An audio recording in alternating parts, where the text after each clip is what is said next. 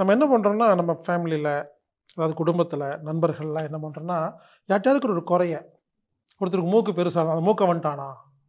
ஒருத்தர் கொஞ்சம் வெள்ளையா தோல் இருந்தா, வெள்ளையன் வந்துட்டானா? பேரே பார்த்தீங்கன்னா, கொஞ்ச நாளுக்கு அப்புறம் பார்த்தீங்கன்னா, வெள்ளையன் அவரு ஒரு ஒரிஜினல் பேரே மறந்துருங்க. வெள்ளையன், குட்டையன்.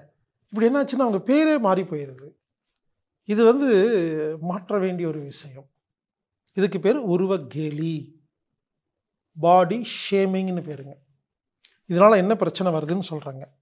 முதல்ல ஒருத்தர வந்து ஏதாவது சொல்லும்பொழுது அவர் சிரிச்சுட்டு இருப்பாரு. ஒருத்தர் கருப்பா இருக்காருன்னு வச்சுக்கங்களேன். வாடா கருவாயா, கருமா" அப்படின்னு சொல்லும்போது அவருக்கு லேசா சிரிப்பு.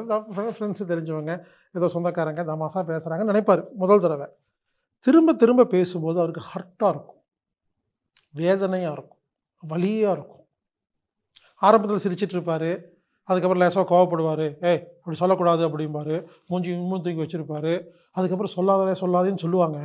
இந்த சொல்லாதேன்னு சொல்ல இவங்க கடுப்பாகுறத பார்த்தோன்னா கூட இருக்கவங்களுக்கு ஒரு சந்தோஷம் வரும் பார்த்தீங்களா? ஒரு கேவலமான சந்தோஷம். திரும்ப திரும்ப சொல்லி வெறுப்பேத்தணும்னா என்ன பண்றாங்கன்னா, இதுகிட்ட சொல்லி பிரயோஜனமே இல்ல. நான் கஷ்டப்படுறேன்னு தெரிஞ்சு கேட்கிறேன். யாருமே நமக்கு மரியாதை குடுக்கல. இவங்க என்ன பண்ணுவாங்கன்னா, யாரும் நம்மள மதிக்கல. நம்மள அவமானப்படுத்துறாங்கன்னு உள்ளுக்குள்ள ஒரு முடிவுக்கு வந்துட்டு, இதுகிட்ட சொல்லி எந்த பிரயோஜனமும் இல்லன்னு சொல்லி ஸ்டாப் பண்ணிருவாங்க.